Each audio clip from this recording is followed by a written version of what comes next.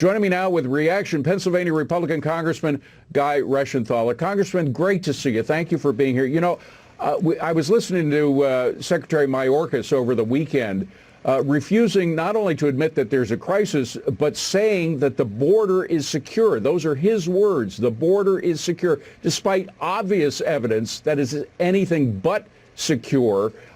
Is President Biden really getting a clear picture from his advisors?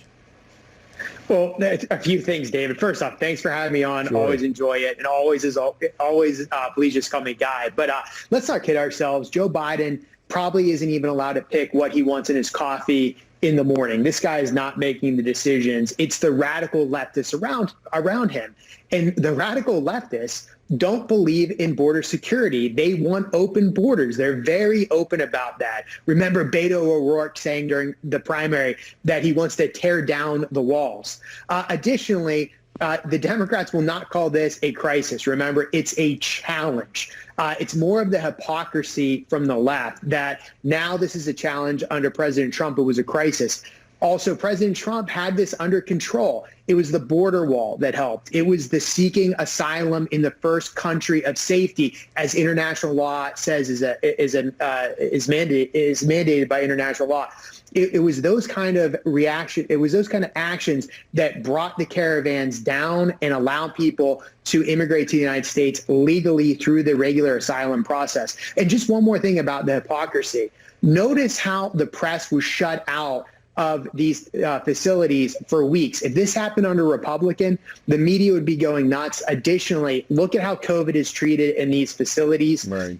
The Democrats will shut down your business. They'll tell you can't go to church, that your kids can't go back to school, right. But no social distancing, not a lot of testing in these facilities. Again, it's more their hypocrisy. But it is so obvious now that even some of the mainstream media that had been giving Biden a big break for the first couple of months are beginning to push back now. We saw Martha Raddatz of ABC down on the border interviewing immigrants who said, look, we wouldn't have tried this if Trump was in power. We're doing it because of what we've heard from Biden, how he is welcoming us. But I'm just wondering again, I want to get back to whether or not the president realizes the degree to which children are being used as pawns by human smugglers who are attaching the children to people who are not their parents just to get them through the borders because they're making a lot of money from it. I mean, there is a human dimension, a human tragedy to this story that is at least as bad, if it doesn't eclipse what was happening in the worst days during the Trump administration.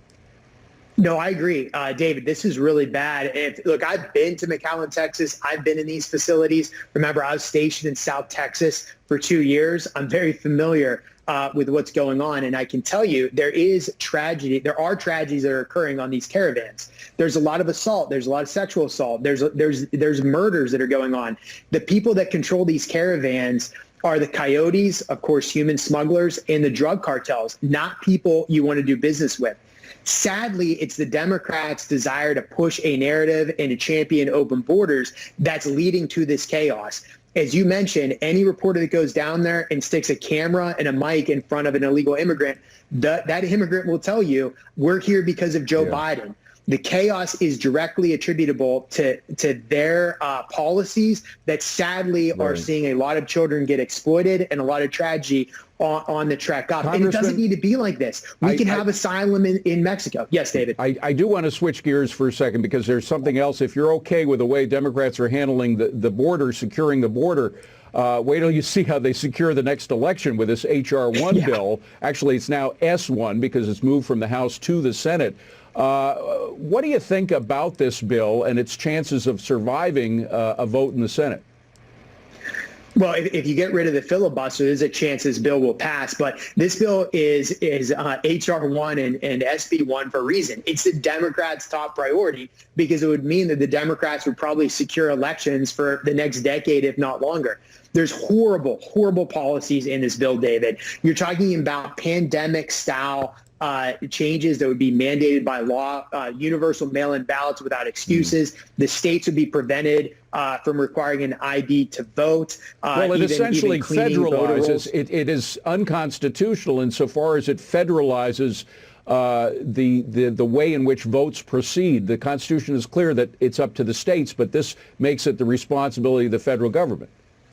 Well, liberal progressives don't care about the Constitution. They think that was written by a whole bunch of people that died years ago, and they don't need to live under those rules. So they're not going to let the Constitution hold them back. But what's worse, it even has taxpayer-funded elections where a $200 donation will be matched by taxpayer dollars of, I believe, $1,200. This would be very detrimental to our democracy. But the Democrats don't care because it's very good for them winning elections. So they're pushing it through. And again, they made it their top priority. We should be very concerned about this bill. They're giving me a rap, but as a former serviceman, I have to ask you, National Guard says 2,300 more troops are in D.C. now. They have arrived to guard the Capitol, even though the top Guard official was against the Secretary of the Army doing this. Very quickly, what are your opinions about that? Two quick thoughts. One, this is the people's house. We need to have tours again. We need to have constituents petitioning the government as called for in the Constitution. And let's take this military personnel, let's take these young men and women and send them to the border where there's actually a crisis going on, not to our nation's capital. Guy Reschenthaler, good to see you again, Mr. Congressman. Thank you for being here. Appreciate it.